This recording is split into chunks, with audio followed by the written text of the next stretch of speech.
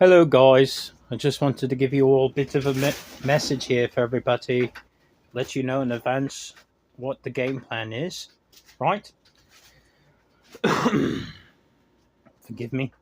So, for the year of 2023 is when I took over funding for budgets, and to cover Canada's budget, as well as the United States and Mexico, as well as Europe and NATO and the United Nations, right? To cover up all those areas from North America and the European continent. That was about close to $6 trillion that we spent in funding, right? We had a reset. Everything has been placed under the Kingdom of Merovingians. So now we have all of Aeson, and every single country that is within Aeson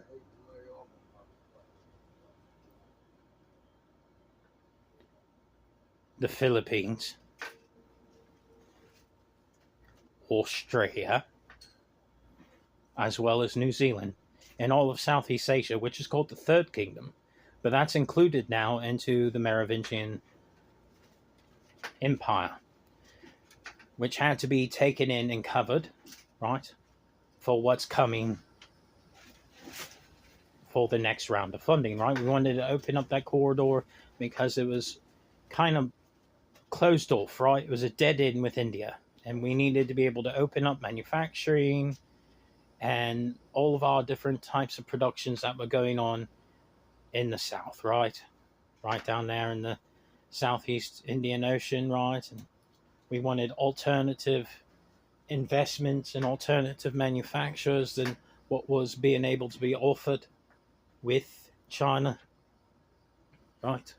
We have all those M3 factories that are within Aeson that are able to take in manufacturing companies today. Factories are to build. You just slide right in and get to work.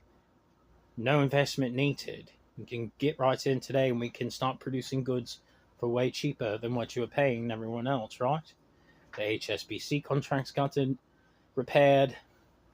The contracts with JP Morgan Chase Chicago and HSBC and the Singapore routes from Singapore back up to London, HSBC, were repaired as well, right?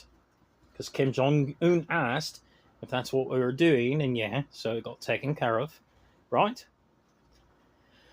We landed the 19 billion in manufacturing gig for mortar shells from the United States military. There's more manufacturing to be done down in that area. But the budget for all of these countries is going to be about $10 trillion for the year of 2024. And that's to pay all of Australia, all of New Zealand, the Philippines, right? All of Aeson, all of Southeast Asia, all of Europe, NATO, the United Nations, all of that area, all of Canada, all of North America, and all of Mexico. It's a big variety. This isn't just one country. This isn't just one budget.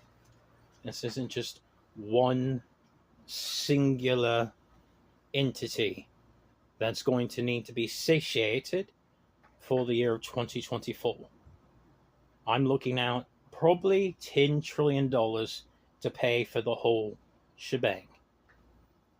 Now, you do realize if I'm investing $10 trillion for the year of 2024 for all of these areas and countries together, their GDP and the amount that they make and earn needs to be more than what I invested, because I'm not doing a net negative business. We are running businesses that are profitable, right? Right. So we need to calculate the entire GDP for Australia and New Zealand, for the Philippines, for all of the Asian countries and all of Southeast Asia, for NATO, right? For the United Nations, right? The expenses that we're going to spend for these premium services, the expansion of these areas, right? We need to count weapons deals that France has been making as well with India after their little excuses of, oh, we're not going to deal with NATO and India and blah, blah, and yet we're selling them Rafale jets, right? Right, Emmanuel Macron. Just wanted to make a little extra for yourself. I understand, mate. The opening of the bases that will be based in Japan as well, right? That's another expense. Leaning upon the Japanese to take in the influx of negative credit in the banking complex to finance everything is not something we're going to do again going forward, because we're actually bringing back manufacturing. We're going to be running a profit. This is important, right? Especially with these military contracts, right? With Indo-Pacific Command, right? And the deals that we made with the admirals as well, right?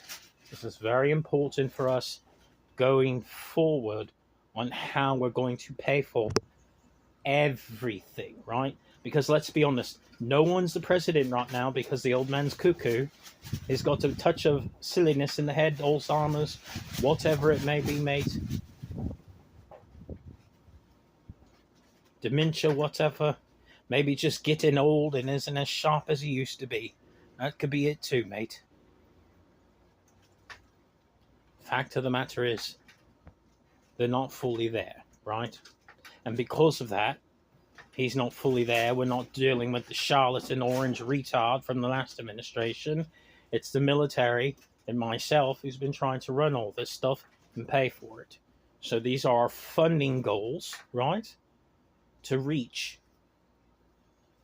And we can definitely reach these goals, right? The IMF is fully aware of what needs to be done in this area. I've already had my people come out and go and meet with the different leaders and set up deals, right? Kristalina Georgieva, she's been very good working with me directly, so has Christine Lagarde. We've developed and repaired this area. We got manufacturing back. We got the India deal.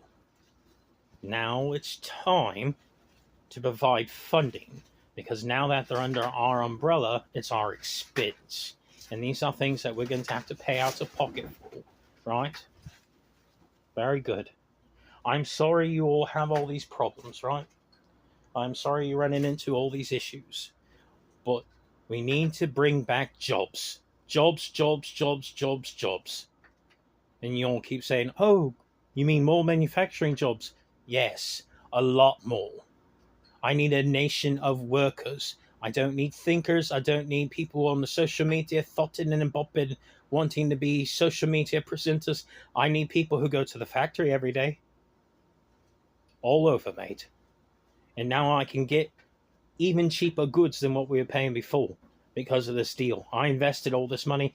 It cost me probably close to another 4 trillion more that I put into investment to bringing this whole area under my umbrella.